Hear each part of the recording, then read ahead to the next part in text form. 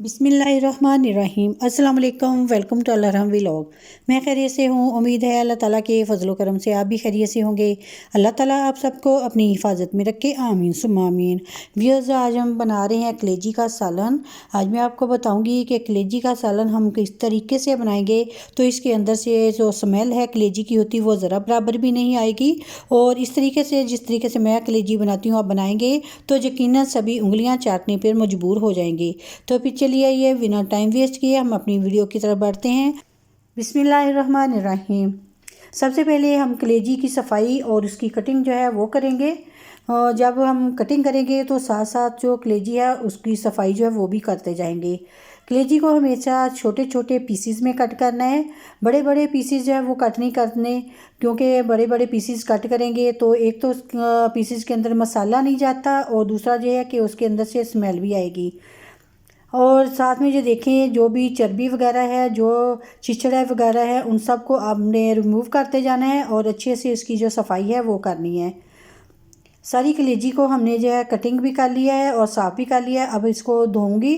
धोने से पहले आप इसकी कंडीशन चेक कर सकते हैं कि इसका कलर कैसा है और जो देखें ब्लड कितना ज़्यादा इसके अंदर नज़र आ रहा है। अभी हम वॉश करेंगे। इसको वॉश करने के लिए मैंने टब के अंदर कलेजी को डाला है और इसको 1 से 2 पानी के अंदर सब पहले धो लूँगी। धोने के बाद ये पानी हमने जो है वो निकाल देना है। इसका ब्लड जो है काफ़ी हद तक ऐसे भी निकल गया है, लेकिन अभी इसका ब्लड जो है रिमूव अच्छे से नहीं हुआ। अब मैंने एक टब में दोबारा से फिर पानी डाला है और उसके अंदर कलेजी को डालने के बाद इसमें मैं 1.5 टेबल स्पून जो खाने वाला चम्मच होता है वो नमक का ऐड करूँगी। ये देखिए मैंने नमक भी इसके अंदर ऐड कर दिया है। अब जो है सिरका, वाइट जो सिरका होता है, 2 खाने वाले चम्मच होते हैं वो सिरके भी मैंने इसके अंदर डाल दिए हैं। इस तरह से जो कलेजी का ब्लड वगैरह है जो भी चीज़ होगी ये देखें सारे जो ऊपर आ गई है पानी के अंदर। अब मैं इसको दोबारा से 1-2 पानी के अंदर जो है वॉश करूँगी। वॉश करने के बाद आप देखें इसका कलर जो है वो चेक कर सकते हैं और देख सकते हैं कि कितनी अच्छी सी कलेजी जो है वो साफ़ हो चुकी है। आप चाहें तो इसको बॉयल भी कर सकते हैं, लेकिन इस तरीके से अभी कलेजी जो है बहुत ही अच्छे से वॉश हो जाती है। अब मैंने कुकर लिया है, उसके अंदर मैंने कलेजी भी डाल दिया है। साथ में मैंने 3 अदद टमाटर बारीक जो कट किए थे, बड़े बड़े से कट कर लिए थे, बारीक नहीं ज़्यादा किए। और साथ में 2 से 3 प्याज थे वो डाले हैं इन सब को, और साथ में साबुत लहसुन। इनको डालने के बाद अब मैं स्पाइसेस ऐड करूँगी। हल्दी पाउडर डाल दिया है, नमक,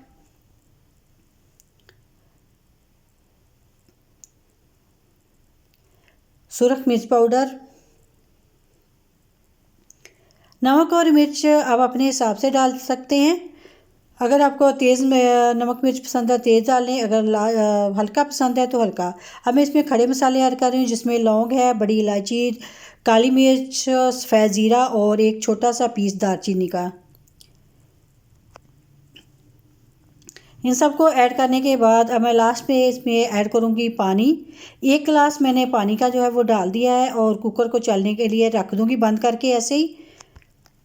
तकरीबन 10 मिनट तक मैं कुकर को ऐसे ही बंद करके तो कलेजी को पकाऊंगी। जब तक कलेजी हमारी जो है पक रही है उस वक्त तक मैं प्याज ब्राउन कर लूँगी। प्याज ब्राउन करने के लिए मैंने फ्राई पैन के अंदर ऑयल डाल दिया। ऑयल डालने के बाद इसमें मैंने एक बड़ी प्याज ली और इसको ब्राउन करके तो प्याज को जो है मैं एक अलग से बर्तन में निकालूँगी। ये आगे जाके मैं बताऊँगी आपको कि इस प्याज का हमने जो है वो क्या करना है जो ब्राउन किया है। अब माशाल्लाह से तकरीबन 10 मिनट हो चुके हैं और आप चेक कर सकते हैं पानी जो है वो थोड़ा सा बाकी बचा है। काफ़ी हद तक जो है वो पानी भी खुश्क हो चुका है और कलेजी भी हमारी काफ़ी हद तक गल चुकी है। अब इसे एक कढ़ाई के अंदर निकालेंगे और कलेजी को भूनेंगे अच्छे से।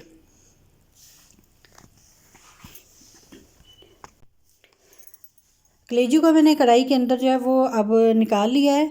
अब कढ़ाई के अंदर इसकी जो है वो बुनाई करेंगे। जिस ऑयल में मैंने प्याज फ्राई किए थे वो ऑयल जो है वो मैं कलेजी के अंदर जो है वो डाल दूँगी। उसी ऑयल के अंदर जो है इसको अच्छे से भून लेंगे।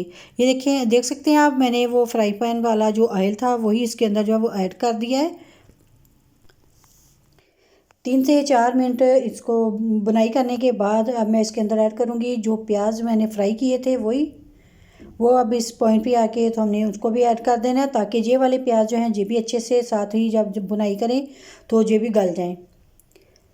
माशाल्लाह से आप देख सकते हैं कितनी अच्छी सी जो इसकी बुनाई हो रही है। अब साथ ही इसके ऐड कर दिया है मैंने दही। दही मैंने खाने के जो 6 बड़े चम्मच होते हैं खाने वाले, वो मैंने लिए हैं। इसको अच्छे से फेंटने के बाद मैंने इसके अंदर जो ऐड किया। अब इसकी दही के साथ भी बुनाई अच्छे से करेंगे। और साथ में ऐड कर रही हूँ 1 टेबल स्पून जो खाने वाला ही चम्मच जो है भर के कढ़ाई गोश्त मसाले का।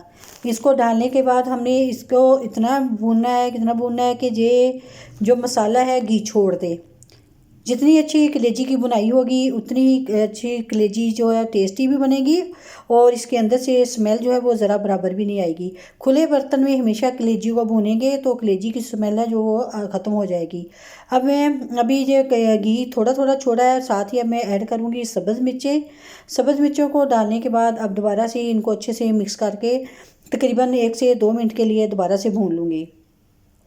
1 से 2 मिनट भूनने के बाद आप देख सकते हैं कि कैसे कलेजी ने जो है ऑयल छोड़ दिया है, और बहुत ही अच्छी सी परफेक्ट सी कलेजी जो भून चुकी है। आप इसका कलर भी चेक कर सकते हैं और इसकी जो लुक है वो देख सकते हैं।